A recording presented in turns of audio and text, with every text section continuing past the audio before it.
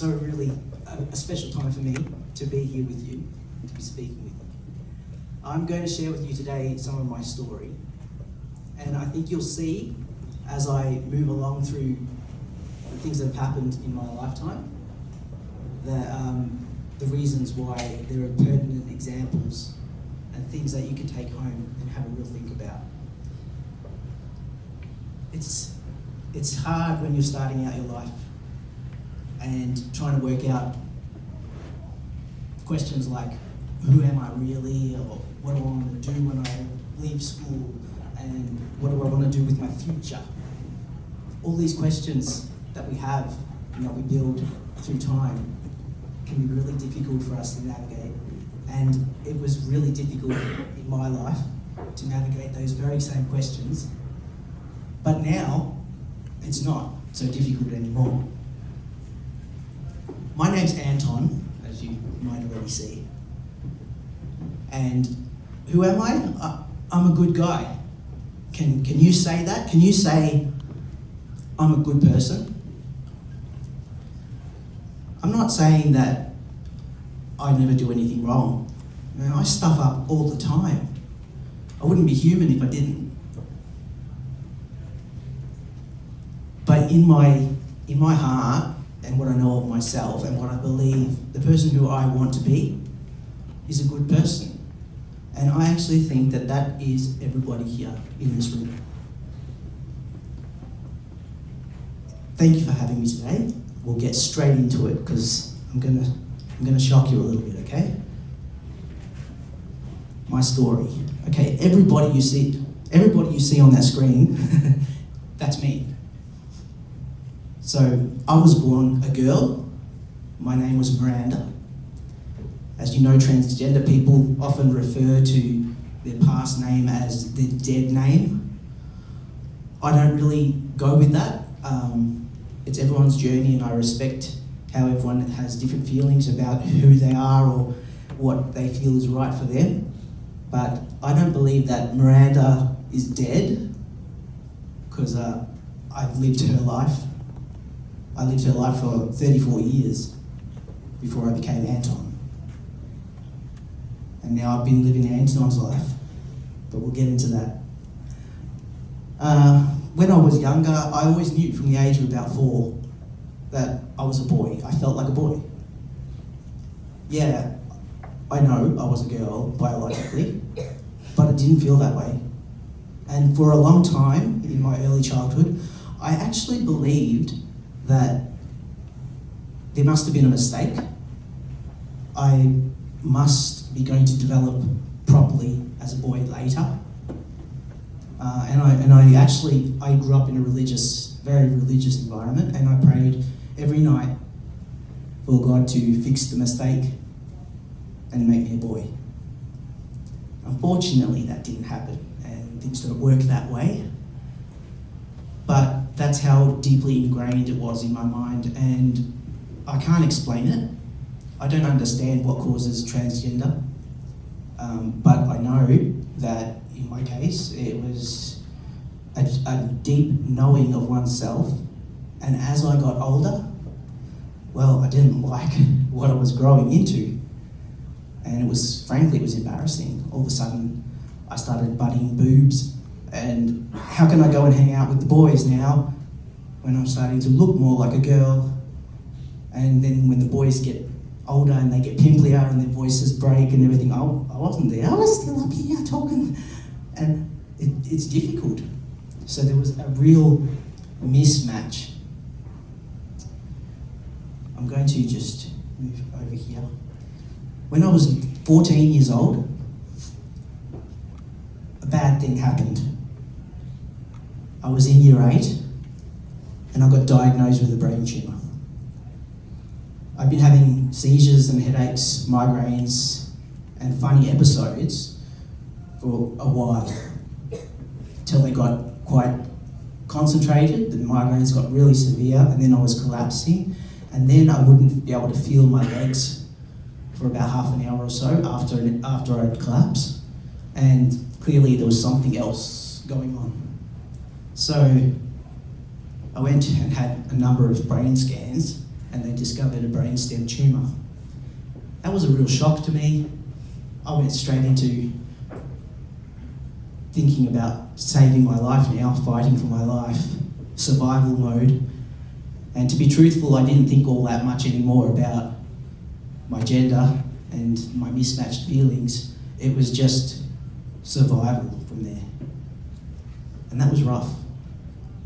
And kids at high school were cruel and used to bully me and pick on me. I wasn't a popular person because I didn't fit. I didn't want a boyfriend. I was attracted to girls, but I couldn't be with a girl, and I didn't think any girl would want to be with me. And also, it went against everything I'd learned from my religion at the time. So it caused a lot of confliction in my life. And I got used to being bullied, if you can get used to being bullied. But then when the brain tumour came, when that diagnosis came, it was like I'd become popular. I had like popular status. I think it was some of the bullies were feeling really super guilty, and so then they were really nice to me. And I think too that it was kind of, I don't know, they wanted to be around the kid that was now the brain tumour survivor and everything, and it was weird.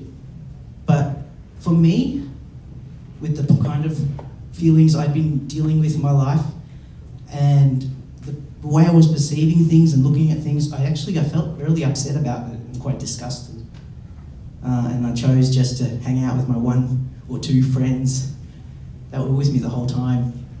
And didn't have to be popular because those things are so empty.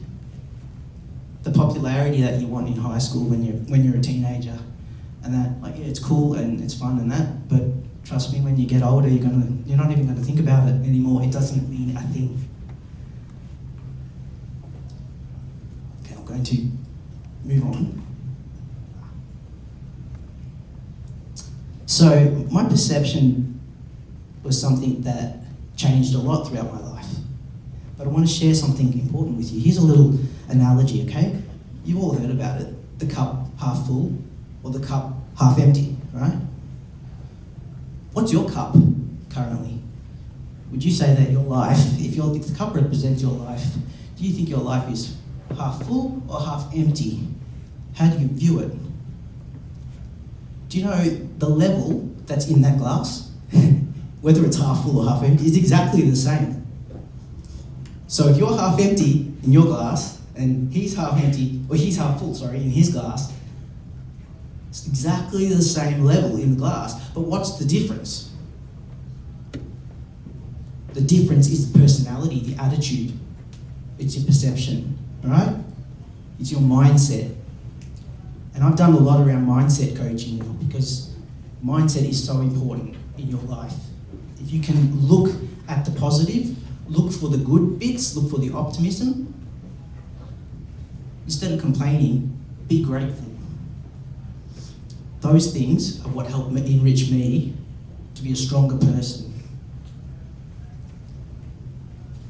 Do you follow? Is everyone sort of following what I'm saying?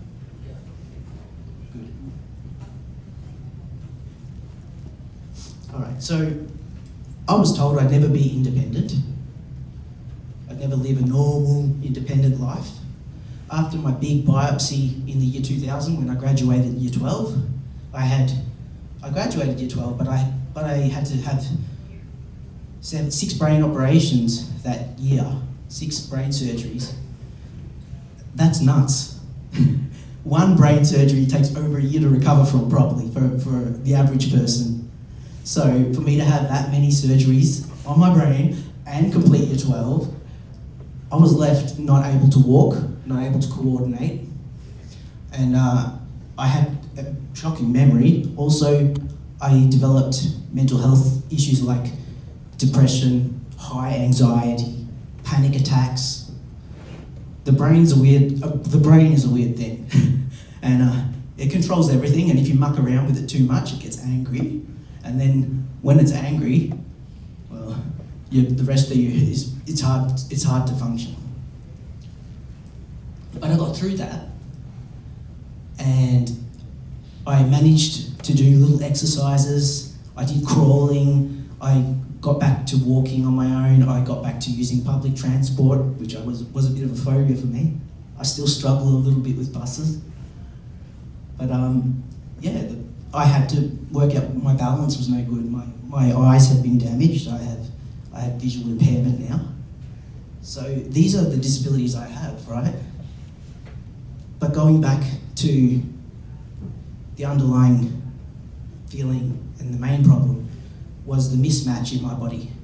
Was me feeling like Anton, but being Miranda. When I came to Queensland, I started a music industry, a booking agency called Powermouth Entertainment, and I worked with many musicians, famous and local. And it was fantastic. I also started a music magazine, which you can see in the middle there. It was called Mouths Off Magazine.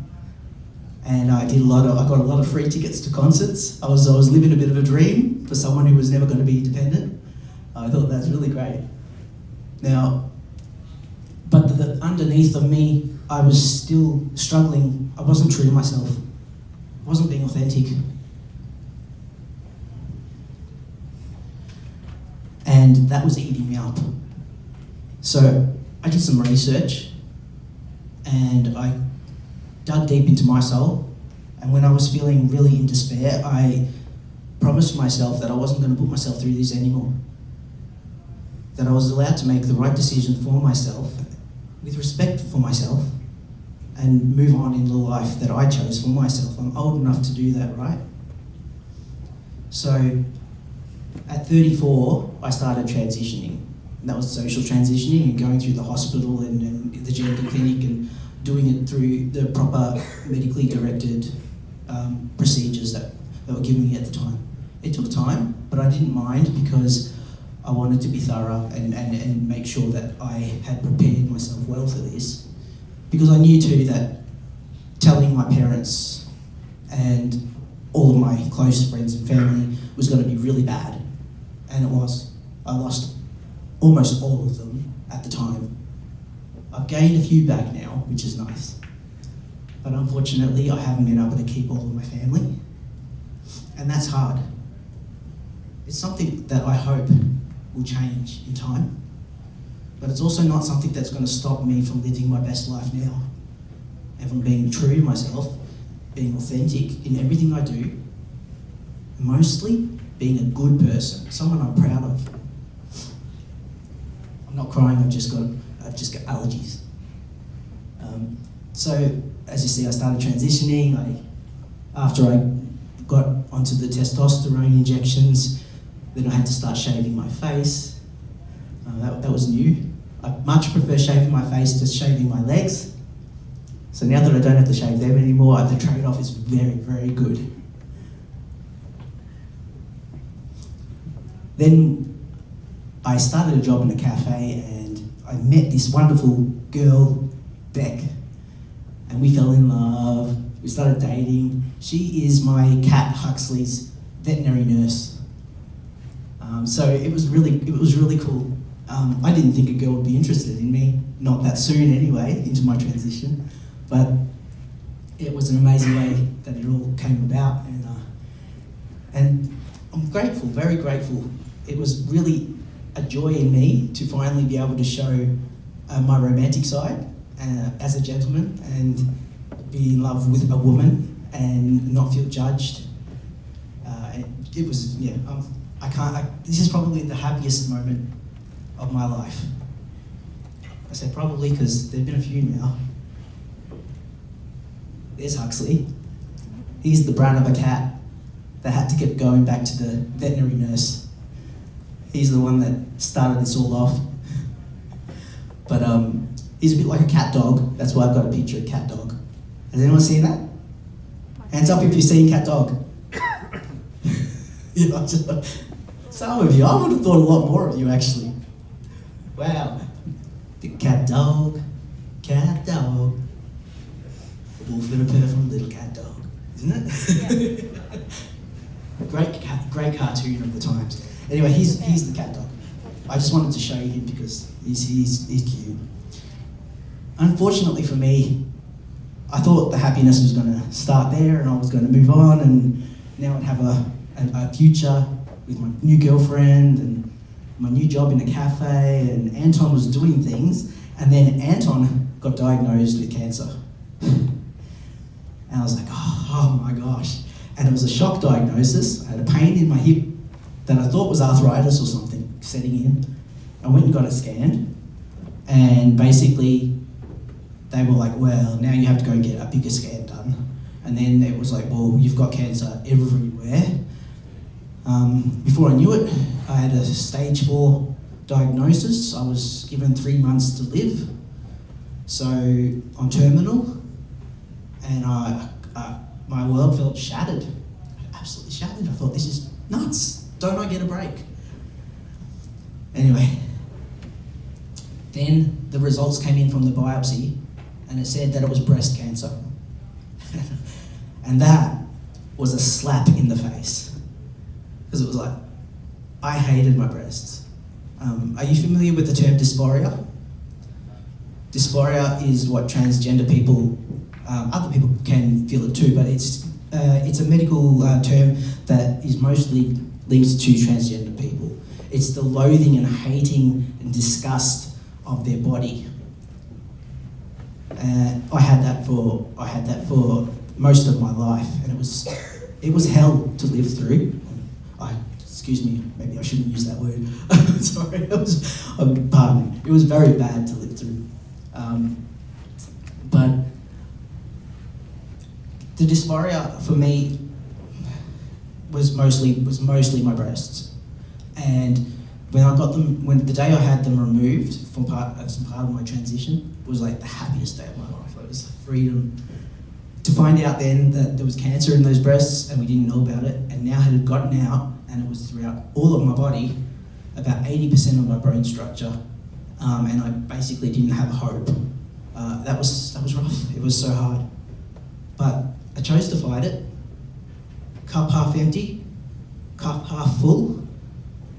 Well, I figured, I was so angry that they were the cause of things. I was like, no, I refuse, and I channeled that anger into a drive, and I knew that I had to be positive as I could get.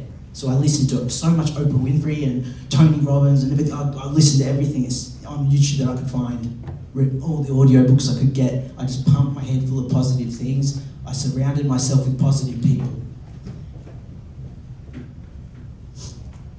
And I was able to beat it. Sorry, back there, the picture of me ringing the bell, that was after the first year of chemotherapy and radiation, and I finally got it all under control. And that was a big ring the bell moment, because to go from being given 3 months to live and to have survived over a year already, and now all the cancer's like dormant, I was like, yeah. By the way, this was 6 years ago. So I'm still pushing a diagnosis that gave me 3 months prognosis, and I'm living quite well. I don't think I'm dying right now. I look all right, yeah? No cancer. The cancer's there, but it's all just inactive because I have chemotherapy every 3 weeks. So my life's not easy. That means one crap week where you feel really rotten. I can't even describe to you what you feel and what chemotherapy does to your body. But then I get 2 weeks that are okay. And then I can come and talk to people like you. And that makes me very happy, because I feel alive and able to share my life in some way and benefit someone. Isn't that a great thing? This week is IDAHOBIT. Does anyone know what IDAHOBIT stands for? Is anyone going to be brave enough?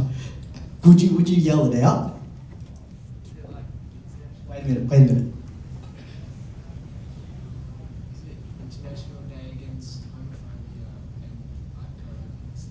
That's a pretty good, yeah. Does anyone know the rest? International Day Against Homophobia. It's an International Day against, oh yes. Yes. Yeah, that's it. Give him a clap,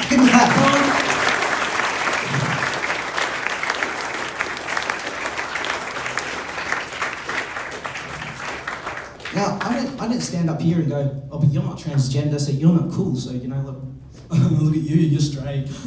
But, or I don't look at other people and say, oh, they're gay and I don't like them, or they're bi, or they're... What does it matter?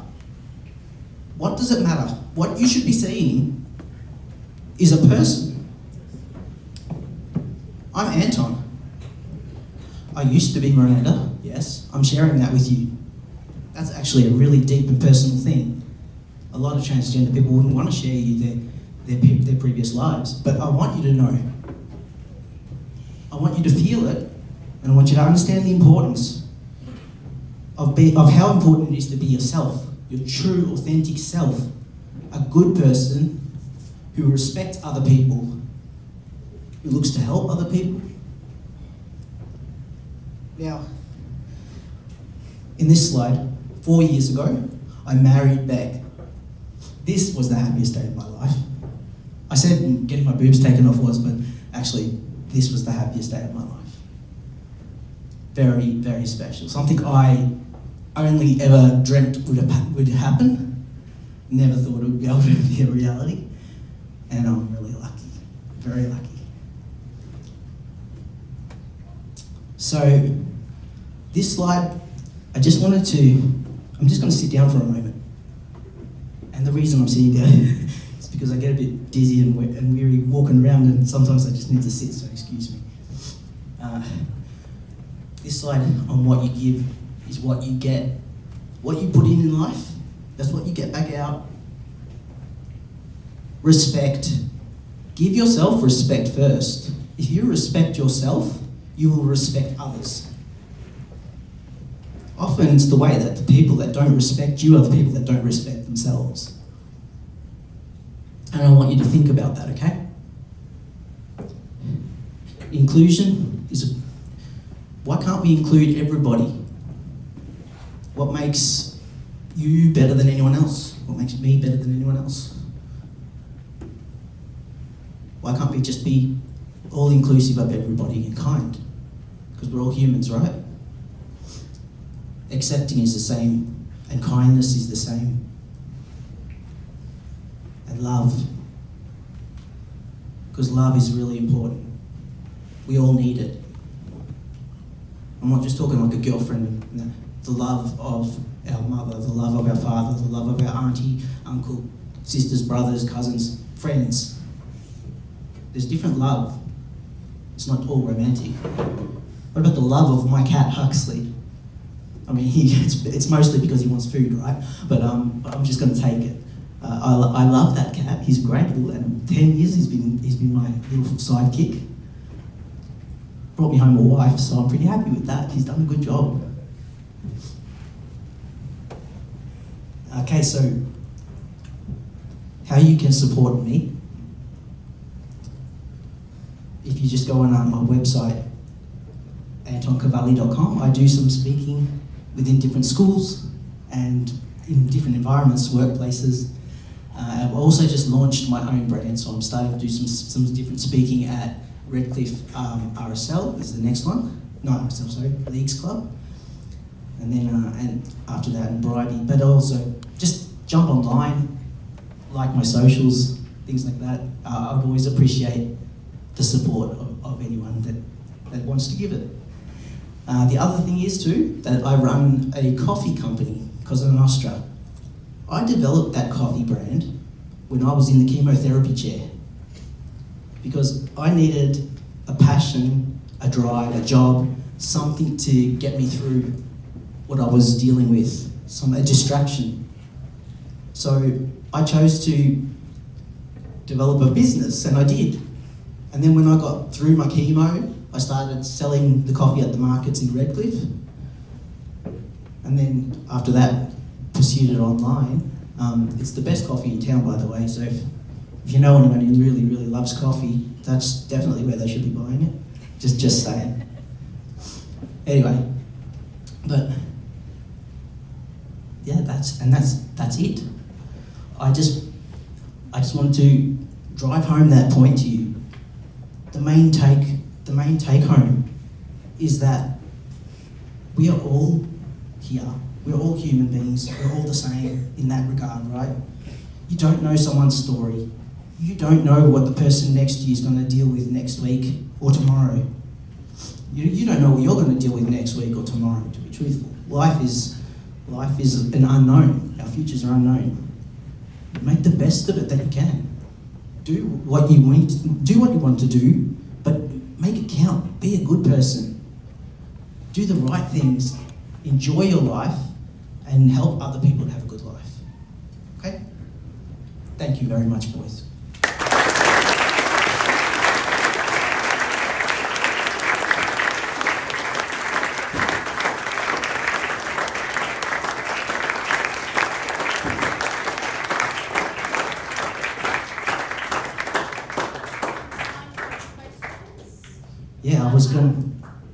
I was going to say, do we have time? Yeah. Can we do? I'd love if anyone's got questions or answers about anything. I would really love to encourage you.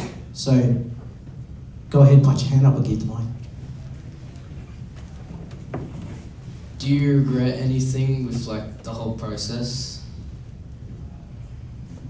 That's a fair question. No. No, what I regret is that I didn't do it a bit sooner. The cancer I've got is estrogen driven. So, and I've got the BRCA2 gene mutation, which we found out later on in the piece. It's all female related. If I had done the surgery sooner, chances are I might not have breast cancer now, which would be cool. But aside from that, I've never been happier.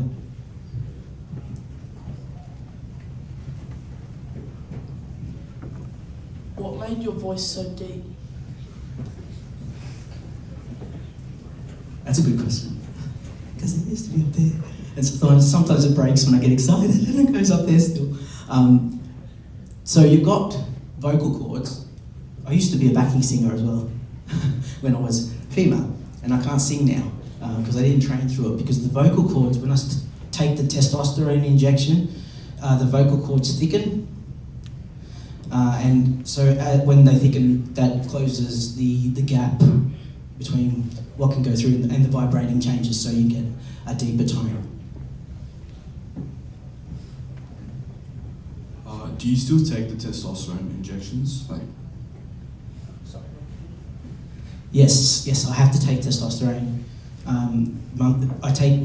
We're all different as to what levels and what times a person needs for their body.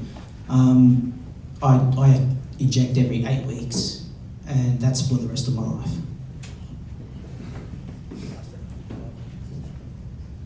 Do you have or want kids? I always wanted to be a dad. I never wanted to be a mum. So that's not an option now anyway. I don't have kids. My wife has 3, but one of them lives with us, and so that's my stepdaughter. So I'm privileged to be a stepdad, but no, I don't.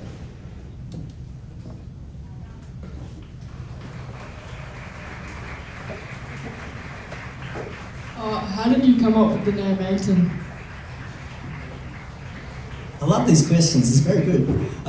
So I rang my dad. My dad named me and my 3 sisters with very big, elaborate Italian names. So I told you my name was Miranda, but in Italian it's Miranda, and that's with the full and all my sisters had the in there. Anyway, I asked him, what would you have named me had I been born male? And he said, well, Antonio, because his dad's name is Antonio, and the firstborn male would have been Antonio. And I thought, okay, that Antonio is quite the Italian name. My mum is German, and Antonio in German is Anton. In English, it's Anthony. But I chose Anton to just take in. I'm like, well, I'm choosing what Dad would call me. I'm giving it a German spin. So yeah, I'm Anton. I'll have to get them to pass. Can you yell it out? I don't know. No, I had to have a full hysterectomy, so they've taken all of that gear out. Yes? Why did my family leave me? because of the religion that we were in, it condemned what I did to transition. They still viewed me as female, and now I was married to a female, so they viewed that as lesbianism, and they were very homophobic, so they cut me off.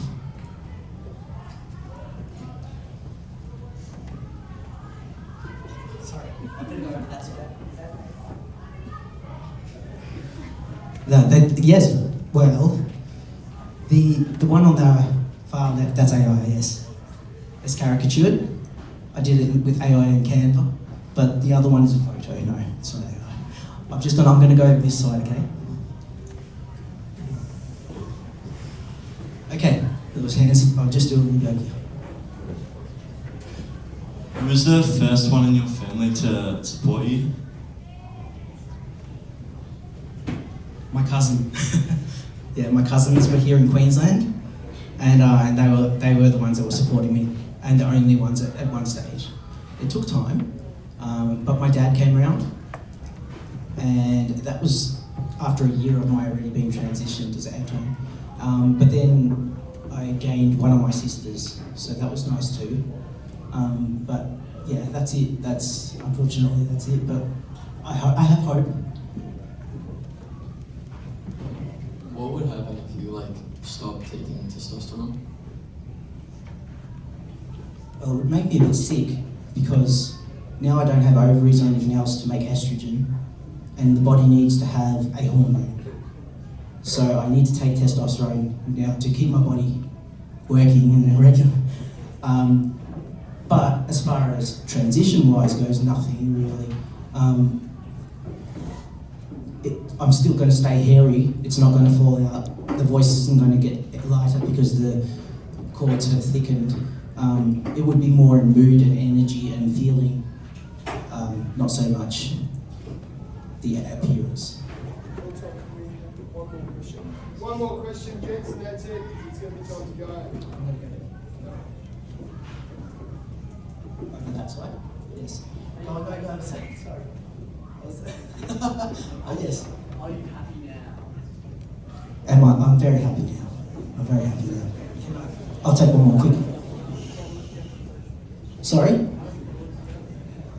I don't know. Not a whole heap. Gentlemen, that's it. Can we ask young man to Lachlan to say thank you for being top prize?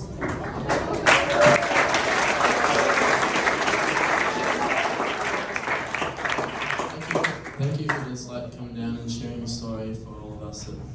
Thank you.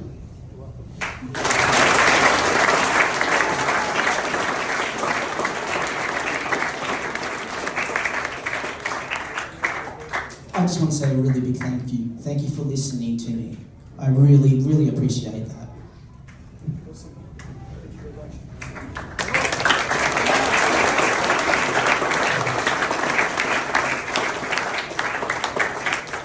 Gentlemen, if you are on crutches, can you just stay here for a minute? It's safer for